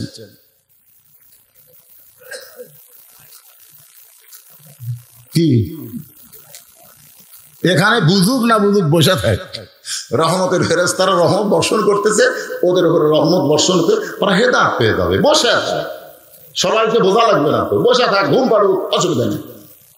কিন্তু এত রাত্রে ছেড়ে দিন না বাজান, ছোট ছোট বাচ্চাদের বসে রাখছে। আল্লাহ বলে হাবিব আপনার আদি পিতা আদম আলাইহিস সালাম তওবা কবুলের পরে যখন কাবা ঘর ছিল না, তবে কাবা ঘরের জায়গার ভিতরে এক নিয়তে 2 রাকাত নামাজ আদায় করেছে। ওই 2 রাকাত নামাজ আমি আল্লাহর কাছে এত ভালো লাগলো, আপনার উম্মতের জন্য আদমের সেই 2 রাকাত ফজরের ফরজ হিসেবে দিয়ে দিলাম। আপনার উম্মতেরা ফজরের 2 রাকাত ফরজ নামাজ যখন জামাতের সঙ্গে আদায় করবে, আদম নবীর সমপরিমাণ সওয়াব আমি আল্লাহ দিয়ে দিব। ফজরের 2 রাকাত ফরজ আদায় করলে আদম নবীর সমপরিমাণ। আদম নবীর নামাজ বোঝেন? তওবা যখন কবুল হয়েছে তখন কাবা ঘর ছিল না, কাবা ঘরের জায়গার ভিতরে, বর্তমানে যেখানে কাবা আছে ওই কাবা ঘরের জায়গার মধ্যে আদম নবী 2 রাকাত নামাজ আদায় করছে। সাহাবারা জিজ্ঞেস করলেন হুজুর তখন তো কাবা ঘর ছিল না, আদম নবী যে কাবা ঘরের জায়গায় 2 রাকাত নামাজ আদায় করলো কোন দিক হয়ে? কারণ আমরা যখন নামাজ পড়ি কোন একটা দিক হয়ে পড়ি, ধরে কোন ঠিক কিনা? আপনাদের মসজিদ বানাচ্ছেন কোন দিকে? পশ্চিম দিক। পশ্চিম দিক হলো কাবা। আল্লাহ রহমতে আপনাদের দোয়া আমি কাবা ঘর কয়েকবার দেখছি। কাবা ঘরের দরজা কিন্তু মাত্র একটা দরজা। কয় দরজা? এক দরজা হওয়া লাগতো 4টা দরজা, মানে চারিদিকের মানুষ কাবার দিকে মুখ করে নামাজ পড়ে, তাহলে প্রত্যেক দিকে একটা করে দরজা হওয়া দরকার ছিল না। কিন্তু না, আল্লাহ দরজা রাখছে একটা, আর সেই দরজাটাই আল্লাহ বাংলাদেশের দিকে রাখছে। জোরে করে সুবহানাল্লাহ। আমি ওখানে গিয়ে মিনিট 10 কাঁদছি, আমাদের দেশের দিকে দরজা দেখতে। আমরা কি দেশের মানুষ রে, আল্লাহর ঘরটাও বাংলাদেশের কাবার ঘর, কাবা ঘরের দরজাটা বাংলাদেশের দিকে রাখছে। এই জন্য গোটা পৃথিবীর ভিতরে বাংলাদেশের মুসলমান নামাজ কম পড়ুক, কিন্তু এদের নামাজের সাইজ ভালো। বহু দেশের মুসলমানকে নামাজ পড়া আমি দেখছি, হাত বাঁধার পরে 2 হাত দেন কি করতেছে তা ঠিক নেই। আমাকে বাংলাদেশের লোকেরা একবার হাত বাঁধে ভাই, যতক্ষণ নামাজ শেষ না হবে ততক্ষণ এই আল্লাহর নিয়মগুলো সে হুকুমগুলো সে তরক করে না। ধরে কোন ঠিক কিনা? আমি দেখছি সুদানের এক লোক, আমি নামাজের শেষবার দিছি, আমার শেষবার উপর দিয়ে পাওয়া মারছে ঘাড়ের উপর। আমি কই কে রে, মানুষ না ভাই? আমাদের বাংলাদেশের কোন মুসলমান যদি নামাজ পড়ে যতক্ষণ নামাজ শেষ না হবে ততক্ষণ আর সামনে দিয়ে কেউ যাবি না। ধরে কোন ঠিক কিনা? কারণ কি জানেন? আমাদের দিকে আল্লাহর কাবা ঘরের দরজা। আমরা যদি একটু নিয়ম মতো নামাজ পড়ি তাহলে আমাদের নামাজ শুধু কাবার দিকে হবে না, কাবা বরাবর বাইতুল মামুর, বাইতুল মামুর বরাবর আল্লাহর আরশ। আল্লাহ রাসূল বলেছেন আনতাবুদুল্লাহ কাআন্নাকা তারাহু ফাইন লাম তাকুন তারাহু ফাইন্নাহু ইয়ারাকা। যখন এক জগ পানির মধ্যে এক মুষ্টি চিনি ঘন্টন মারলে ওই পানির মধ্যে চিনি যেমন বিলীন হইয়া যায়, শত চেষ্টা করলেও যেমন পানি থেকে চিনির আলাদা করা যায় না, বাংলার মুসলমান যখন নামাজে দাঁড়ায় ওই মুসলমান আল্লাহর মহব্বতে নিজের অস্তিত্ব বিলীন করে দেয়। গোটা দুনিয়া ছাড়তে বললে ছাড়বে, কিন্তু এদের জীবন থেকে একটা ওয়াক্ত নামাজ এরা কোনোদিন ছাড়বে না। যারা নামাজ ধরছে আমি তাদের কথা বলতেছি, আপনার যারা 5 ওয়াক্ত নামাজ পড়েন, একদিন এশার নামাজ না পড়ে আপনি ঘুমাবেন, আপনি কত বড় বাপের বেটা। চেষ্টা করে দেখেন তো ঘুম ধরবে? এই নামাজের কথা কন না কেন? একদিন খালি এশা না পড়ে আপনি ঘুম আসবেন, দেখি আপনাকে ঘুম ধরবেই না। যতক্ষণ পর্যন্ত এশা আদায় না করবেন, আপনি যে এশা আদায় করলেন, আপনার চোখে আল্লাহ ঘুম দিল, আপনি বুঝতে পারলেন আপনি জান্নাতি। আপনার নামাজকে আল্লাহ কবুল করেছে, যার কারণে আপনি সব ছাড়তে পারবেন, কিন্তু নামাজ ছাড়তে পারতেছেন না। ফজরের 2 রাকাত ফরজ নামাজ আদায় করলে আদম নবীর সমপরিমাণ সওয়াব যখন আল্লাহ দিবার চাই, নবী বলতেছে আল্লাহ যোহরের 4 রাকাত ফরজ নামাজ আদায় করলে আপনি কেমন খুশি হবেন আমি জানতে চাই। আল্লাহ বলে, হাবিব, আপনার যে জাতির পিতা, পবিত্র কোরআন শরীফে আল্লাহ একজন নবীকে আমাদের জাতির পিতা বানায় দিচ্ছে, আপনারা বলেন তো সেই নবীর নাম কি? এটা আমার কথা না, আল্লাহর কথা। মিল্লাত আবিকুম ইব্রাহিম ওয়া সাম্মাকুমুল মুসলিমিন। সুবহানাল্লাহ। একই বিষয়ে পিতা বেশি হওয়া ভালো না। প্রত্যেকটা বিষয় আছে না, আদি পিতা হিসাবে পিতা একজন, নাম কি? আদি পিতা। হ্যাঁ, একই পিতা। আপনি যদি কোন আদি পিতা 2টা, তা চলবে না। আদি পিতা হিসেবে কয়জন? নাম কি? আদম আলাইহিস সালাম জাতির পিতা হিসেবে কয়জন? একজন, নাম কি? ইব্রাহিম আলাইহিস সালাম। জন্ম দেওয়া পিতা হিসেবে কয়জন? একজন। এখন আপনাদের পিতা আপনারা ছিলেন। কেউ যদি বলে আমার 2 বাপে জন্ম দিছে, বুঝবেন ওর জন্মে ভেজাল আছে। কেউ যদি বলে আমার জাতির পিতা 2টা, বুঝবেন ওর জাতির মধ্যেও ভেজাল আছে। এই জন্য একই বিষয়ে একজনকে ছাড়া 2 জন পিতা মানা যাবে না। জোরে কর না কেন? চরকের উপরে বসে আছে, আজও মাসি ঘরে কাঁদতেছে। জাতির পিতা ইব্রাহিম ছোট বাচ্চার মতন ফোফায় ফোফায় কাঁদতেছে। ফেরেশতা জিবরাইল বলে, ওগো ইব্রাহিম, আপনি কাঁদবেন না। যদি আপনি চান, আল্লাহ আমাকে 600 পাকা দিয়েছে, 1টা পাকার বাতাস দিব, আগুনের চুলা নিভে যাবে। আমাদের জাতির পিতা বলে, জিবরাইল, আমি কান্দি ওই আগুনের চুলার জন্য না, আগুনে পড়ার জন্য না, আমি কাঁদতেছি কারণ সন্তান যখন বিপদে পড়ে তখন বাবার কাছে সহযোগিতা চায়। কিন্তু আমি এমন একজন বাবার সন্তান, আমি বাবার কাছে সহযোগিতা চাইতে পারলাম না, বরং বাবাই আমাকে আগুনে ফেলে দেওয়ার জন্য রশি টানতিছে। আমি এমন একটা বাবার সন্তান। কি বাবা রে? সন্তান বিপদে বলল, আব্বা আব্বা বাবা, আমি বিপদে পড়ছি আব্বা, বাপের কাছে সহযোগিতা চাই। আর আমার বাপ কেমন বাপ? আমার রশি টানতেছে আগুনে ঠেলে দেওয়ার জন্য। আপনারা বলেন তো, ইব্রাহিম নবীর বাপ ভালো বাপ না খারাপ বাপ? খারাপ বাপ। এখনকার বাপ কেমন? এখন যারা বাপ ভালো বাপ। আপনার ছেলে সারাদিন আইডিয়া গরুর মতন ঘুরতেছে, সারাদিন আইডিয়া গরু, বোঝেন না? আইডিয়া গরু, আরে গরুর দড়ি ছেড়ে দিলে ওই গরুর কোনো ব্রেক আছে? এ কথা কর না, ব্রেক আছে? আমার এলাকার আইডিয়া গরু খালি দড়ি ছেড়ে। একজনকে বলতে, ভাই এই হারে দড়ি তো আর কিনা ভাই না, খালি দড়ি ছিঁড়ে রে, কি করি? তো বলতেছে, এক যদি তুই দড়ি ছেঁড়া থেকে বাঁচাবার চাস তাহলে লাকলি দে, এই লাকের মধ্যে করে একটা চিকন লাইলনের দড়ি দিয়ে ব্যাংকে তারই সাথে দড়ি বাঁধ, আর ছেড়ে যাবে না। এই লাকলি আটা মারে কিন্তু সেই চাঁড় পরে আর ঠান দেয় না। আমাদের আইডিয়ার মতন যারা ঘুরতেছে, এরকে নাকলি হলে একটা বিয়ে দেওয়া লাগবে। জোরে কোন কি দেওয়া লাগবে? একটা বিয়ে দেন, শালাকের ঘোড়া বন্ধ হয়ে যাবে। জোরে কোন কথা ঠিক করে? এতই ঘোড়া ঘুরতেছে রে।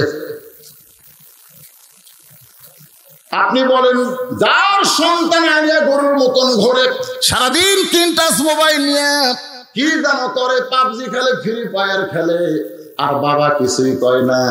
ওই বাবা আজরের চাইতেও বেশি খারাপ, কারণ আজর তার সন্তানকে নমরুদের চূড়ার মধ্যে ফেলে দেবার চায়, আর বর্তমানের বাবারা তার সন্তানকে জাহান্নামের আগুনে পুড়াবার চায়।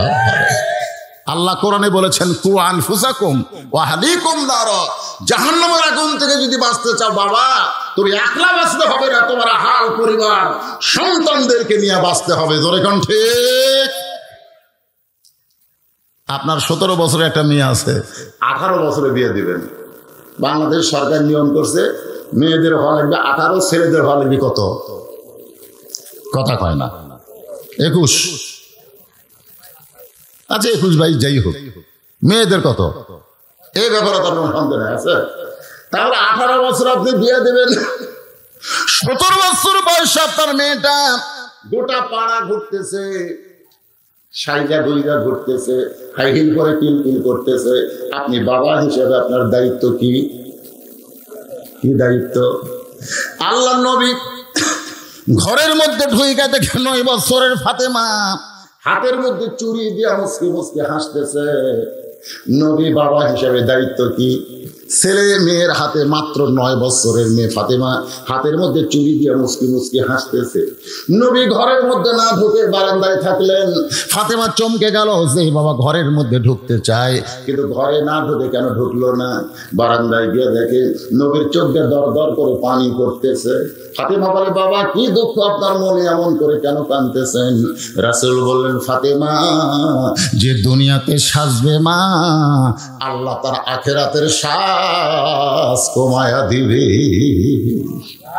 নবী শুধু এইটুকু বললেন, যে দুনিয়াতে সাজবে মা, আল্লাহ তার আখিরাতের সাজ কমায়া দিবে। সঙ্গে সঙ্গে ফাতেমা হাতের চুড়ি খুলে মাটি ফাইলা দিলেন। নবী দৌড়ে গিয়ে চুড়ি 2টা করে জামার পকেটের মধ্যে ঢুকাইলেন। ফাতেমা বলে, বাবা যে চুড়ি হাতে দেওয়ার কারণে আপনি রাগ করে ঘরে ঢুকলেন না, এখন সেই চুড়ি ফাইলা দিলাম, আপনি কেন করে জামার পকেটে ঢুকাইলেন? রাসূল বলেন, ফাতেমা তুই আমার কাছে আয়। যেই মাত্র ফাতেমা নবীর কাছে, নবী কপালে চুমো দিয়ে বললেন, মা একদিন তোর নাকে ফুল পরায় দিব, একদিন তোর কানে দুল পরায় দিব, একদিন তোর গলায় মারায় পরায় দেব। ফাতেমা বলতেছেন, কবে কবে কবে? আল্লাহ রাসূল বললেন, ফাতেমা যেদিন তোমার বিবাহ হবে। ও ফাতেমা শোনো, মেয়েরা কেবলমাত্র একটা পুরুষের জন্য সাজতে পারবে, সেই পুরুষ হলো তার স্বামী। স্বামী ছাড়া অন্য কোনো পুরুষের জন্য নারীদের সাজা জায়েজ নাই। নবী তার মেয়েকে এই তালিম দিয়েছে, ফাতেমা তুমি মনে করো না তোমার বাবা আল্লাহর নবী বলে তুমি জান্নাতে যাবা, তোমার বাবা আল্লাহর নবী বলে তুমি জান্নাতে যাবা, তোমার স্বামী আসাদুল্লাহিল গালিব বলে তুমি জান্নাতে যাবা, তোমার সন্তান জান্নাতি যুবকদের সর্দার বলে তুমি জান্নাতে যাবা, এটা কখনোই মনে করো না। জান্নাতে যদি যাবার চাও, জান্নাতের আমল করে তোমাকে জান্নাতে যেতে হবে।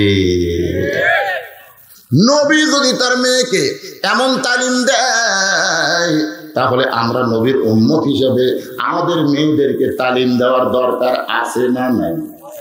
কথা কোন আছে না নাই? আজর যখন রশিদের টান মারল, ইব্রাহিম নবী নমরুদের আগুনের চুলার মধ্যে পড়লো। পড়ার সঙ্গে সঙ্গে আল্লাহ ঘোষণা করলেন, কুলনা ইয়া নারু কুনি বারদাও ওয়া সালামান আলা ইব্রাহিম। আগুনের চুলা শান্তির বাগান।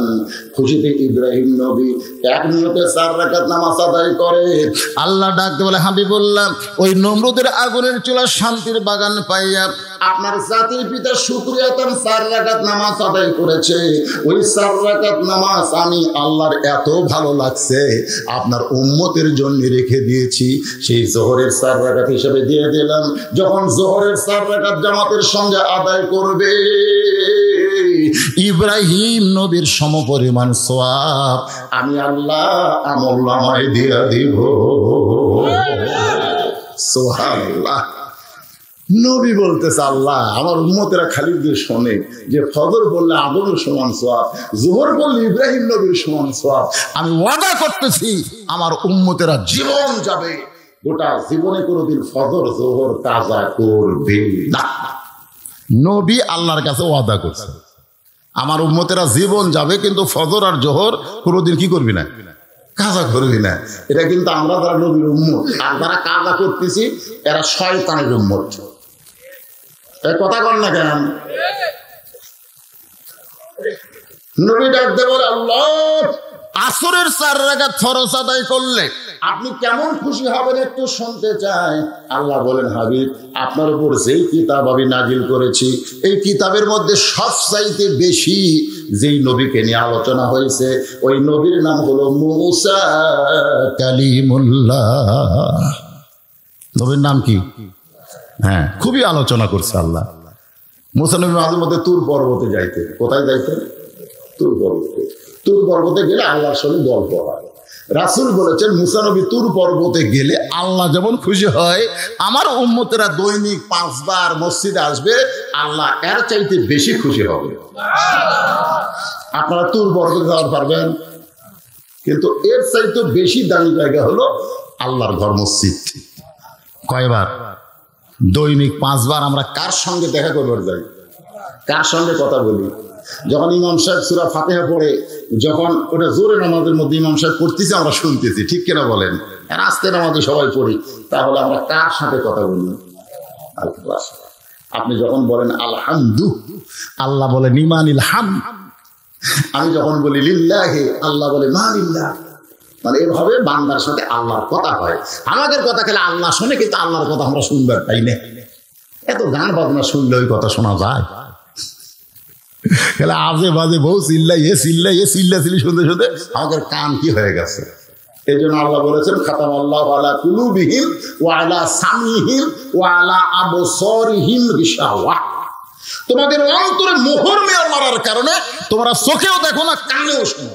মানে আমাদের এমন অবস্থা হয়েছে ভাই, আমরা খালি আজে বাজে শুনবার চাই, আল্লাহর কথা আমরা শুনতে পাই না। ধরে কোন ঠিক? একদিন মুসা নবী তুর পর্বতের কিনারায় দাঁড়ায় আছে, আসরের 4 রাকাত বলতেছে, একটু মনোযোগ দিয়ে শোনেন। আল্লাহ ডাক দেওয়া, মুসা রে, হে মুসা তোর খবর কি? মুসা বলতেছে আলহামদুলিল্লাহ। যেরকম আমি শুনবার চাইলাম আপনারা কেমন আছেন, আপনারা কি করছেন? আলহামদুলিল্লাহ। তা আমি যে শুনতে চাইলাম আপনারা কেমন আছেন, তাহলে আপনাকে শোনার দরকার আছে না?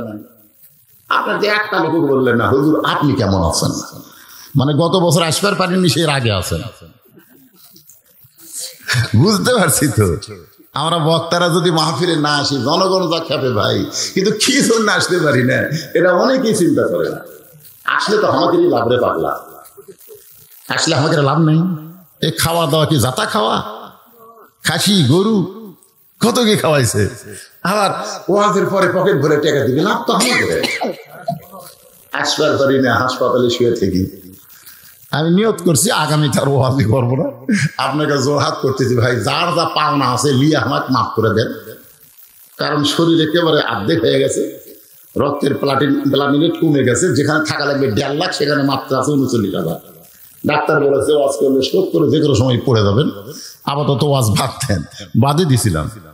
গত বছর আসতে পারিনি, ওনার গাড়ি নিয়ে গেছে আমার ওখানে। যেভাবে পারেন যাওয়া লাগবে, ওয়াজ না করলে বসে থাকে।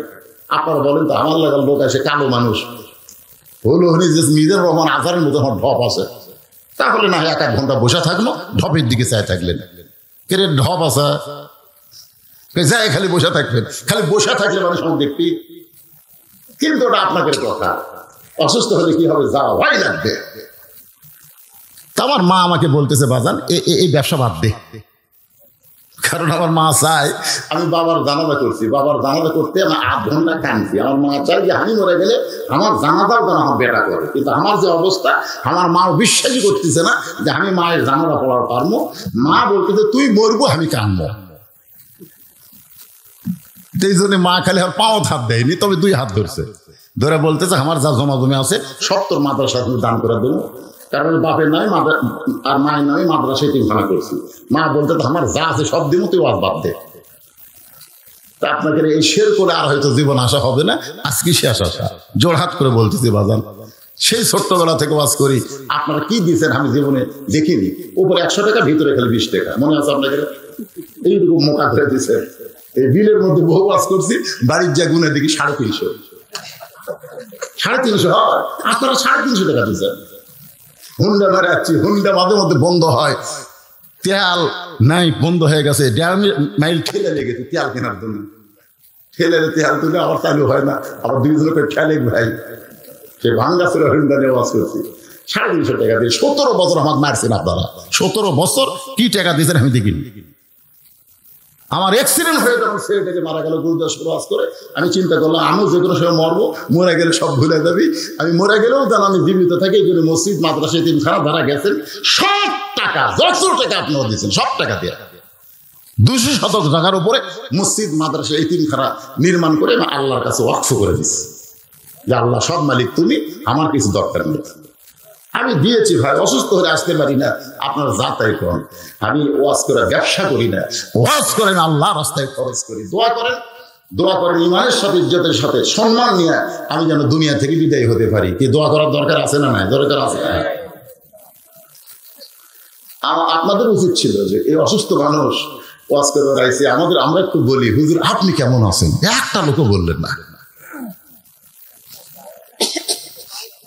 মাইক লয়, এমনি তো বললে আমি শুনবার পাই। মুসা নবীকে আল্লাহ বলতেছে, মুসা রে তোমার খবর কি? মুসা বলতেছে আলহামদুলিল্লাহ। মুসা বলতেছে আল্লাহ যখন আমার খবর চাইছে তাহলে আমারও তো উচিত আল্লাহর খবর চাওয়া। তো মুসা বলতেছে আল্লাহ আপনার খবর কি?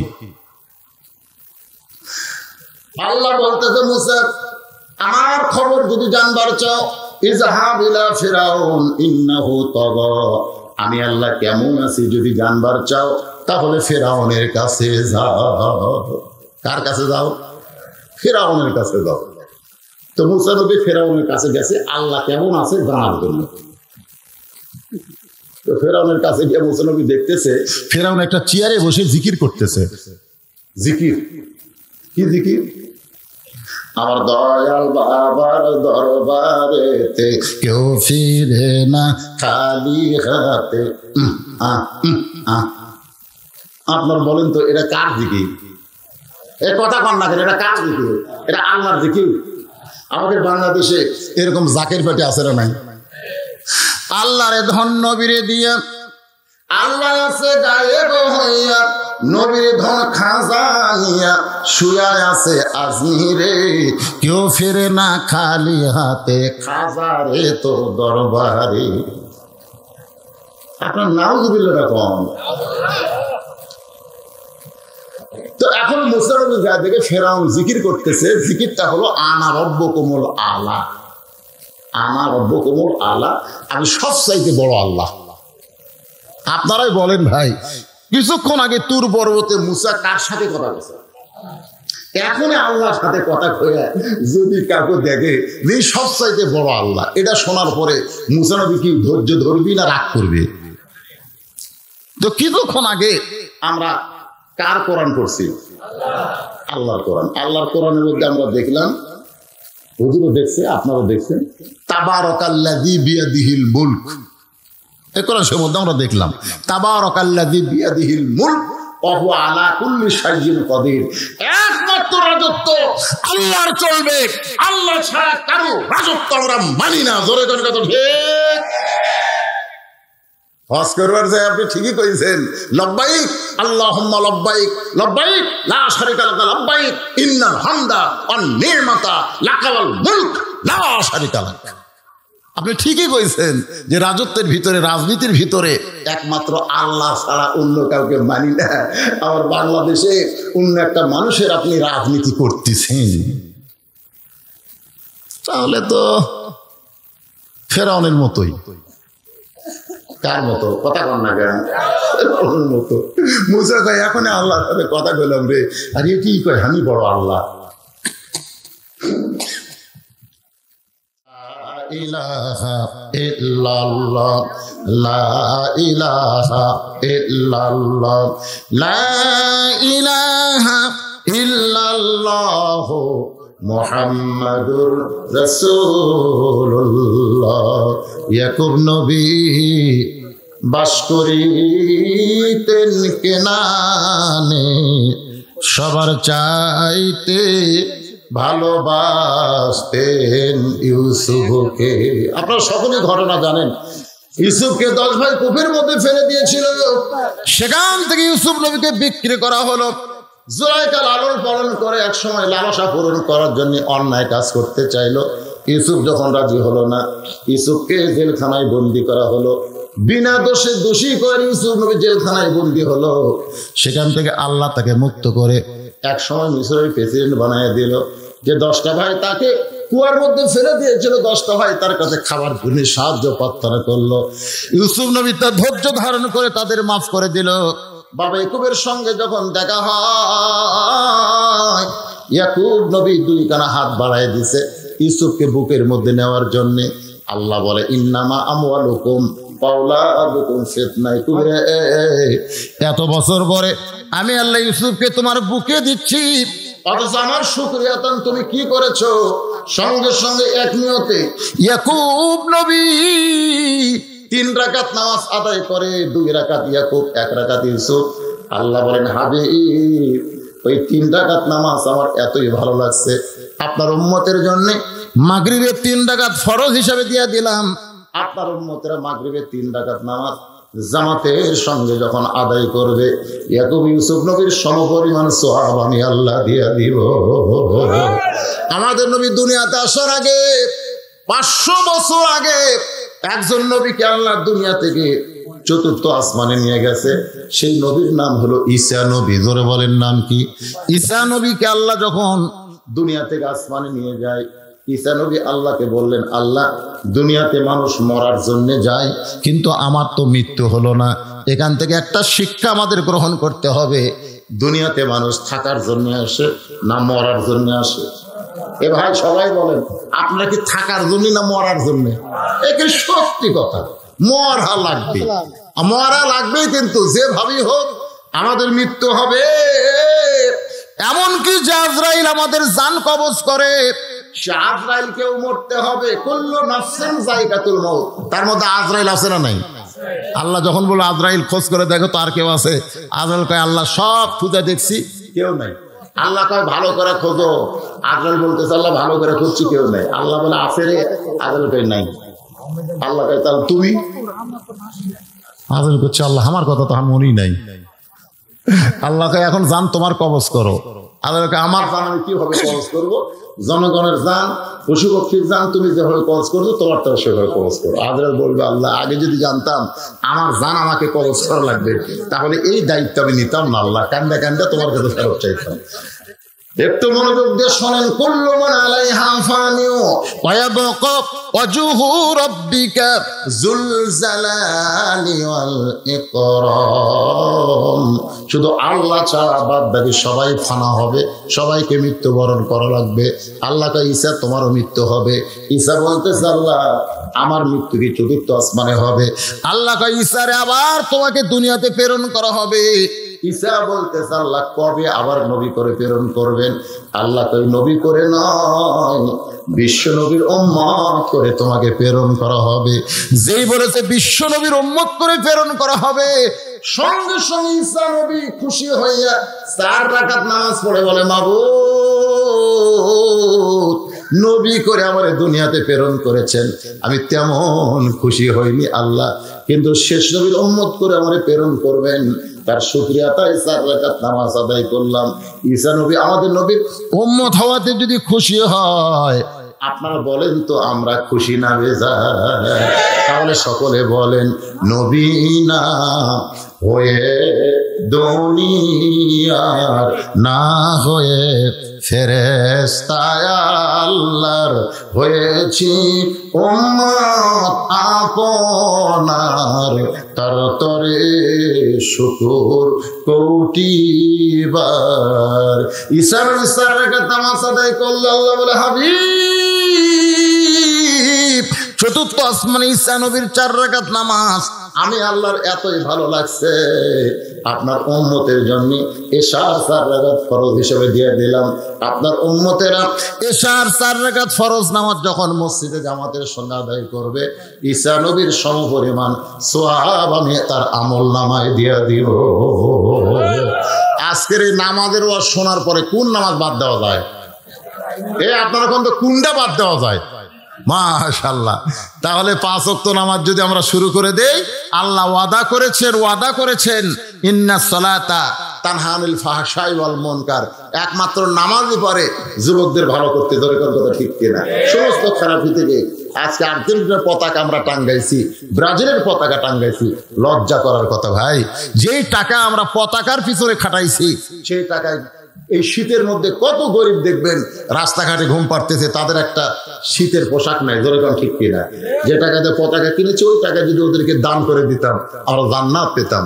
আর পতাকা যারা যারা টাঙ্গাইছি মান তাসাব্বা বিকওমিন ফাহুয়া মিনহুম, রাসূল বলেছেন যে জাতিকে যে মহব্বত করবে, যে জাতির অনুসরণ করবে, যেই জাতির পতাকা টাঙ্গাবে, যেই জাতির জার্সি দাওয়াত দিবে, ওই জাতির সাথেই তার হাসন নাসর হবে। মেসি কি খ্রিস্টান নাস্তিক, তার নেইমার কি ওরকে জার্সি দাওয়াত দেবে বাবালে, এই চোখেরা পতাকা ছিল। আমার এলাকার এক লোক এই সৌদি আরবের কাছে আর্জেন্টিনার যেদিন ঠকলো ভাই, ওই পতাকাও পুড়িছে জার্সিও পুড়ছে। এগুলো পুড়িসকে মন বড় খারাপ হুজুর, আর্জেন্টিনা ঠকছে। পাগলা, তোর মন খুশি হওয়ার কথা, কার কাছে ঠকছে জানিস? কার কাছে ঠকছে রে? খ্রিস্টান ঠকছে মুসলমানের কাছে। আর গোটা পৃথিবীর মধ্যে সবচেয়ে নাম্বার 1 মুসলমান হলো সৌদি আরব। জোরে কোন কথা ঠিক কিনা? যাদের পতাকা হলো লা ইলাহা ইল্লাল্লাহ মুহাম্মাদুর রাসূলুল্লাহ, সে লা ইলাহা ইল্লাল্লাহ মুহাম্মদ রাসূলুল্লাহর কাছে ওই নাস্তিকদের পতাকা ঠকিছে। তুই সেই কান্দিস কে রে? বুঝি না সৌদি আরব কি আর্জেন্টিনা কি বুঝি না। এই যুবক, আমাদের বোঝার দরকার আছে না নাই ভাইজান? সবাইকে আল্লাহ সহি বুঝ দান করুক, 5 ওয়াক্ত নামাজি কবুল করুক, মা বোনদের পর্দার মধ্যে আল্লাহ কবুল করুক। সকলে বলে আল্লাহুম্মা আমিন। এই দুটা বলে দিয়ে মোনাজাত হচ্ছে। আল্লাহ তোমার একজন বান্দা আলহাজ নাসির উদ্দিন 10,000 টাকা দান করেছে, আল্লাহ তার দানকে কবুল করেন। দুলু বেগম এটা কেমন? দুলু বেগম, দুলু আমাদের মরদ মাইছে নাম, দোলে না হবে, দোলে না বেগম, হ্যাঁ দোলে না বেগম হবে। 2 মণ ধান দান করছে। মেয়ে মানুষ ধান দান করতেছে, লক্ষর ভালো আলহামদুলিল্লাহ। মরদ মানুষ না দিলে কি করবে? মেয়েরাই দেবে। আস্তাগফিরুল্লাহ বলেন, আস্তাগফিরুল্লাহ রাব্বি মিন কুল্লি জামবি ওয়া তুবু ইলাই। মোনাজাত করে দিন। মোনাজাতের আগে একটু লাইন হয়ে বসতে পারেন। কি আছে? তাবারক আছে, মাশাআল্লাহ, তাবারকের ব্যবস্থা আছে রে। হ্যাঁ একটু লাইন হয়ে বসেন তো আল্লাহর রাস্তায়, বসেন বসেন। তাবারক ঢুকতে পারে, আপনি একটু সাইড হন, তাবারক ঢুকতে পারে না, একটু পরিবেশ করেন। এরা তাওয়াজ করে পড়ে, আর জোহর আসর আওয়াজ করে পড়ে না কেন? কি করলেছে? মসজিদের ইমাম সাহেব ফজর মাগরিব এশা এর সময় কেরাত আওয়াজ করে পড়ে এবং জোহর আসর আওয়াজ করে পড়ে না কেন? আল্লাহ কোন? এটা আল্লাহর হুকুম। মা তাকুমুর রাসূলু ফাখুযুহু ওয়া মা নাহাকুম আনহু ফান্তাহু। আমাদের নবী আমাদের যেটা শিক্ষা দিয়েছেন আমরা সেই শিক্ষার মধ্যে চলবো। তোরা ঠিক কি না? আসর জোহরে নবী আসতে বলেছে, মাগরিব ফজর এশায় জোরে পড়েছে। এই নবীর অনুসারে আমরা অনুসরণ করতেছি। এখানে কোনো প্রশ্ন চলবে? মায়ের কাছে কোনদিন প্রশ্ন করছেন, মা আমি তাকে আব্বা ডাকি, কেমনে আব্বা হলো? কেমনে আব্বা হলো? মা যদি কয় তোর মন চায় আব্বা ডাক, না হয় ডাকিস না, কেমনে হলো আমি বলবার পারবো না। ইসলামের কিছু প্রশ্ন আছে যেগুলো প্রশ্ন করা যায় না। একজন আমাকে বলছে যে হুজুর সূরা ফাতিহা হলো কোরআনের মা, তো কোরআনের বাপ কোন সূরা? আমি বললাম কেন পাগলা, নবীর কথা মতো সূরা ফাতিহা কোরআনের মা পাইছি, বাপ তো পাইনি। তুই যখন বাপ শুনবার চাস তাহলে শোন, ঈসা নবী বাপ ছাড়াই জন্ম হয়েছে। ঈসা যদি বাপ ছাড়া জন্ম হয়, কোরআনও বাপ ছাড়া মায়ের মধ্যে তো হতে পারে। ধরে কারো কথা ঠিক কি না? তো যাই হোক, এগুলো আমাদের প্রশ্ন করা ঠিক না। ভাই লাইন হয়ে বলছেন আপনারা? যারা তবরক দিবেন তারা কি রেডি? তবরকালা রেডি হয়েছেন? মোনাজাতের মধ্যে দিবেন না পরে দিবেন? মোনাজাতের ভিতরে দিবেন। তাহলে তারা রেডি হবে না, হইচই করবেন না। আপনারাও হাত না তুললেও আমিন আমিন করে তাবারক দিচ্ছেন, আমিন আমিন করে তাবারক দিবেন। আল্লাহুম্মা আমিন। আল্লাহুম্মা আনতাস সালাম ওয়া মিনকাস সালাম তাবারাকতা ইয়া যাল জালালি ওয়াল ইকরাম। আয় আল্লাহ, অসুস্থ শরীর নিয়ে সেই মাগরিবের নামাজের পর থেকে রাত 12:30 বাজতেছে, আল্লাহ দীর্ঘ সময় পর্যন্ত তোমার পাগল বান্দা বান্দিরা আরামের বাড়ি আরামের ঘুমকে বাদ দিয়া কোরআন হাদিসের মহব্বত করে যার মধ্যে নিয়া এই জান্নাতের বাগানে বসে বসে আলোচনা শোনার শেষে আমি গুনাহগারের সঙ্গে রহমতের দরজায় ফকির হয়ে দোকানা হাত তুলেছে। মেহেরবানি করে আজকের মাহফিল আমাদের সকলের হেদায়েতের জন্যে, নাজাতের জন্যে, জান্নাতের জন্য কবুল করো। এই মাহফিলের শুরু থেকে শেষ পর্যন্ত যত আলোচনা হয়েছে আল্লাহ, এর মধ্যে যদি ত্রুটি হয়, ভুল হয়, মাফ করে দিও। এর জাহাদিয়া মঞ্জুর করো। সোনার মদিনায় নবী পাকের রওজা মুবারকে আল্লাহ কবুল করো। মদিনা কত সুন্দর নাম মদিনা, যে মানুষটা কত সুন্দর। ইমানের হালে যদি চাঁদ ভরা মুখকে একবার দেখতে পায়, তার জন্য আল্লাহ জাহান্নামের আগুন হারাম করে দেয়। কত স্বপ্ন দেখেছি জীবনে, এমন একটা স্বপ্ন আমাদের দেখার তৌফিক দিও আল্লাহ, যে স্বপ্নে নবীজির সোনা মুখ আমাদের নসিব হয়। তামাম আম্বিয়ায়ে কেরাম, আসহাবে কেরাম, তাবিঈনে কেরাম, উম্মাহাতুল মুমিনিন, জান্নাতুল বাকি, জান্নাতুল মাওয়া, পৃথিবীর যত গোরস্থানে যত মুর্দা শুয়ে আছে, আল্লাহ সকলের আরওয়াহ ফরেহাদিয়া কবুল করো। ও মাবুদ, এই কান্দিপাড়া গোরস্থানে যত মুর্দা শুয়ে আছে, আল্লাহ সকলের কবরকে জান্নাতের টুকরা বানিয়ে দাও। আমরা যারা হাত তুলেছি, আমাদের জনম দুঃখনী মা যাদের কবরে চলে গেছে, ছোট্ট একটা শব্দ হলো মা, এই দরদের মা যাদের কবরে গেছে, আল্লাহ মেহেরবানি করে মায়ের কবরকে জান্নাতের টুকরা বানিয়ে দাও। বাবার বাড়িঘর সবই আছে, আমি সহ আমরা যারা বাবা হারাইতিম হয়ে গেছি, আল্লাহ মেহেরবানি করে বাবার কবর জান্নাতের টুকরা বানাও। আমাদের দাদা দাদি, নানা নানি, শ্বশুর শাশুড়ি, আত্মীয় স্বজন যাদের কবরে চলে গেছে, আল্লাহ কবরবাসীদের মাফ করে দাও। মাবুদ, আজকের মাহফিলকে আল্লাহ তুমি কবুল করো। আজকের মাহফিলের সম্মানিত সভাপতিকে আল্লাহ তুমি কবুল করো, সহসভাপতি কবুল করো, মসজিদের ইমামকে কবুল করো, খতিবকে কবুল করো। আজকের মাহফিলের প্রধান অতিথি পলক এমপিকে আল্লাহ তুমি কবুল করো। আজকের মাহফিলের বিশেষ অতিথি ইউনিয়ন পরিষদের চেয়ারম্যান রুবেলকে আল্লাহ তুমি কবুল করো। আয় আল্লাহ তাআলা, শুধু জন অতিথি বৃন্দ যারা মসজিদের জন্য টাকা পয়সা দান করলো, সিমের দান করলো, নগদ নাকি, আল্লাহ সকলকে তুমি কবুল করো।